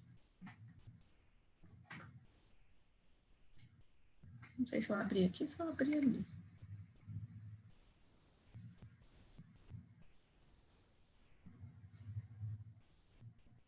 Vocês conseguiram entrar aí no Classroom? Sim, professora. Tem uma atividade, eu dividi essa atividade em 3 grupos. Vocês viram aí? Sim. Então, eu sei que são 6 grupos, mas daí vocês vão ter que se remodelarem aí para fazer 3 grupos, tá? Então, o primeiro grupo vai tratar do gerenciamento de resíduos sólidos em saúde, né, no Brasil, como que aconteceu, como o conceito dele, a questão da historicidade dele, né, cria-se um mapa também do gerenciamento de resíduos sólidos de uma unidade hospitalar. Lembrando que na apresentação do próxima semana, deve-se ter uma explicação desse fluxo, né? esse lixo aqui deve ser externalizado por meio disso, levado para onde? Esse lixo internalizado deve aguardar, né, o traslado dele externo, onde? Então, isso tem que ficar bem claro. No programa Segurança do Paciente, quem ficar com essa atividade, veja o filme ele pode subsidiar bastante o grupo, mas se tem bastante coisa sobre o programa, né, a importância dele, o porquê que se deu início a esse programa dentro do Brasil, a historicidade dele, né, o que é o programa, qual o objetivo desse programa, e daí eu divido a notificação também, né, dos incidentes, que é o Notivisa, como que isso acontece. E daí eu dividi em dois outros grupinhos dentro desse grupo aí, que são justamente as metas do programa, que são 6 metas. Então, eu quero que vocês falem, né, o primeiro grupo vai falar da meta 1, 2 e 3, que são essas metas, cada uma delas dentro das suas características. Da mesma forma, o outro grupinho, 4, 5, 6, vão falar do que são as metas e o que espera dessas metas, né? Como se faz essas metas dentro da unidade hospitalar. E, por fim, a segurança do alimento. Segurança do alimento da mesma importância, né? Falar da importância dele, o porquê, o conceito, o que é um programa de segurança do alimento, quais são os programas de práticas, boas práticas, que estão dentro do programa, por que se institucionalizou essas boas práticas, quais são os responsáveis por elas. Então, esses 3 grupos necessariamente vão ter que absorver os outros 3, que acho que eram 6, né? Absorver os outros 3 para que tenham esses 3, para a gente conversar na semana que vem, para apresentar na semana que vem. Ficou claro, gente? Oi? Ficou. Sim, prof. Ok. E daí a gente finaliza hoje nossa aula. Alguma dúvida a mais ainda? Professora, a gente não vai ter as memórias, então, né? Na N4? Beleza. Não, porque daí eu acho que dessa forma que a gente está trabalhando, eu acho que está sendo muito mais proveitoso do que as memórias, sabia? Eu também, professora. Tô gostando, viu? Eu acho que todo mundo acaba participando, todo mundo é muito contributivo no sentido de todos entenderem, todos verem, né? Mesmo que esteja com outra atividade, acaba escutando. Enfim, eu acho que é mais colaborativo do que apenas entregar um material. Não sei. É assim que eu tenho visto ultimamente. Tá bom? Vamos ver quem está na aula, então. Vamos lá. Hoje é 31, né? E aí, já se prepararam para o Dia das Bruxas? Nada, pessoal, morrendo aqui. A aula até 9 horas da noite, quase, professora? Não, 5. Ué, e não é o Dia das Bruxas? Olha aí. Aula até 9 horas da noite? É. Aguenta? Então, vamos lá. Tuane, tá aí? Felipe Aqui. Toledo. Tainara. Presente. Amanda. Presente. Saulo. Presente. Ingrid. Presente. Letícia Toledo. Letícia Toledo. Presente, prof. Presente. Felipe. Opa, presente. Letícia Toledo e Felipe Toledo são parentes? Somos primos. Moramos Sim, prof. Ele tá no Ah. quarto aqui do lado, a gente mora junto até. Tá certo, então. Letícia Teles. Presente, prof. Thalia. Thalia. Ela mandou Ela aqui. respondeu no chat. Presente, prof. Ah, tá certo. Ana Flávia. Presente. Ana Flávia está calada, Ana Flávia?